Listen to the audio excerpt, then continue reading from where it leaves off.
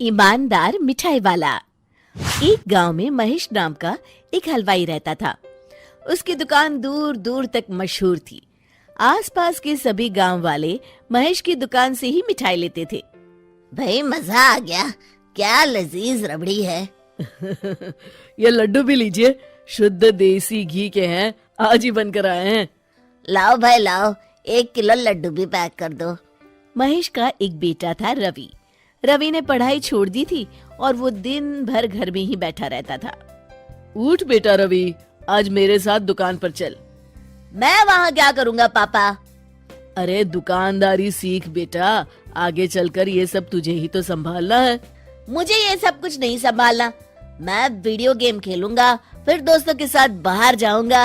हे भगवान, इसे थोड़ी अक्ल दे दो। ऐसे ही चलता रहा तो आगे न जाने इसका क्या होगा। महेश बड़बड़ाता हुआ दुकान चला जाता है। दुकान पर ओ घसीटाराम, मुझे थोड़े चक्कर आ रहे हैं, जरा पानी तो लाना। जी जी मालिक। सुन, मैं घर जा रहा हूँ, आज दुकान तू संभाल ले। जैसा आप कहे मालिक। महेश बिस्तर पर लेटा है। आपको बहुत तेज बुखार है, 1 हफ्ते बेड रेस्ट करनी होगी और ये दवाइयाँ लेनी होगी। हाय राम, ये क्या हो गया आपको? मैं तो 1 हफ्ते में ठीक हो जाऊंगा, पर दुकान कौन संभालेगा? आप फिक्र ना कीजिए जी, मैं रवि को समझाकर दुकान भेज दूंगी। आप बस जल्दी से अच्छे हो जाइए जी। अगले दिन रवि दुकान पर पहुंचता है। आइए आइए मालिक, मैं आप ही का इंतजार कर रहा था। क्यों? ये मेरी दुकान है, मैं जब जी चाहे आऊँ। तुम लोग सुबह से आकर काम पर लग जाया करो, समझे?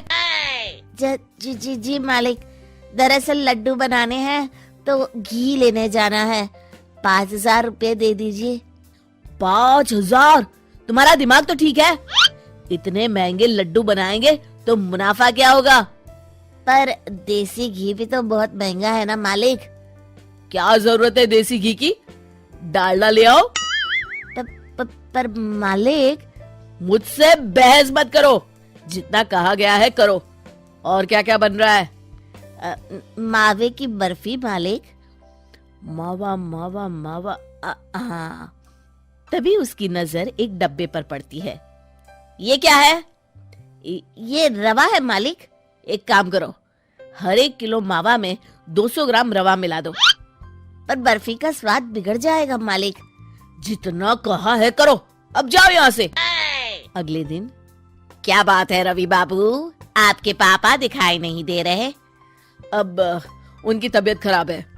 अच्छा भाई अच्छा। बस उन्हें ये बताना था कि वो आज आए नहीं तो उनकी मिठाई बड़ी बेस्वाद लग रही है। लेना है तो लो, वरना चलते बनो। अरे अरे अरे, ये कोई तरीका है ग्राहक से बात करने का? चलो भाई चलो, यहाँ से चलो। अगले दिन। भैया, कल जो मैं लड्डू ले गया था उनका स्वाद बड़ा बेकार लगा। महेश बाबू का नाम सुनकर बड़ी दूर से आया था। 200 रुपये में इससे अच्छा और क्या मिलेगा? सुबह सुबह मनहूस बातें मत करो। कुछ लेना है तो लो, वरना फूटो यहाँ से। रवि के इस व्यवहार के चलते 2-4 दिनों में ही ग्राहकों का आना कम हो जाता है।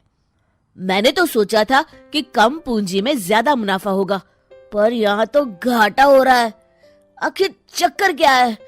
लगता है ये दुकानदारी मेरे बस की नहीं। महेश ठीक होकर दुकान लौटता है तो घसीटाराम उसे सब कुछ बताता है। हे भगवान, इसने तो मेरी सालों की मेहनत पर पानी फेर दिया। अब क्या करेंगे मालिक? कुछ नहीं, सबसे पहले तुम पहले की तरह शुद्ध और अच्छी मिठाइयाँ बनाओ और मुझे गांव के उन सब लोगों के नाम बताओ जिनसे रवि ने बदतमीजी की। रवि, कल सुबह दुकान पर आ जाना, बहुत जरूरी काम है। मुझे नहीं आना, मैंने 1 हफ्ता दुकान संभाल ली है, अब संभालो आप। दुकान तो तूने जैसे तैसे संभाल ली, पर सीखा कुछ नहीं। कल तुझे बहुत जरूरी सीख देनी है।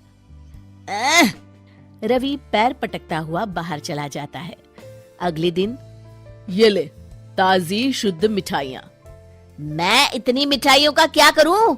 इन्हें उन सब के घर देकर आओ जिनसे तुमने बदतमीजी की, और साथ में माफी भी मांग लेना।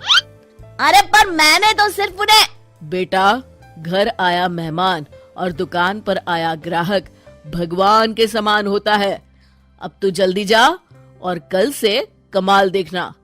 रवि उन सभी 4-5 लोगों के यहाँ जाकर मिठाई देता है और माफी मांगता है। अगले दिन दुकान पर ग्राहकों की भीड़ लग जाती है। मान गए महेश बाबू, आपने तो आते ही घर तक मिठाई भिजवा दी। बस मेरे बेटे की गुस्ताखी को माफ कर देना भाई, उसमें अब तक बचपना है। हाँ हाँ, आपके लड्डू के बदले हर चीज की माफी है। भाई आज तो मेरे पड़ोसी भी आपकी उदारता देख के दंग रह गए। इतनी बड़ी दुकान के मालिक का बेटा घर तक माफी मांगने आया। भाई रिश्ते निभाना तो कहीं आपसे सीख है। बस आप लोगों की दया है। ताजी रसमलाई आई है, लेंगे आप?